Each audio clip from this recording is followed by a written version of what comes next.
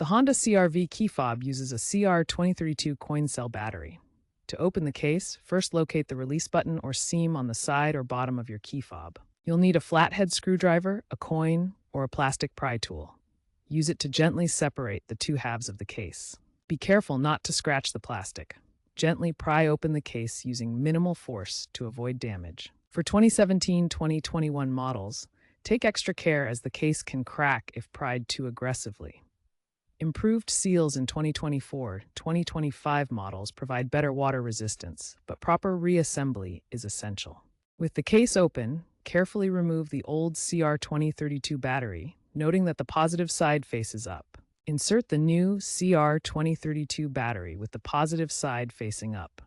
Always use the correct battery type to avoid making the fob inoperable. Snap the case back together securely to maintain water resistance. Test the fob by pressing the buttons within range of the vehicle. A flashing LED indicator confirms successful battery replacement. Dispose of the old lithium battery responsibly, as they are recyclable.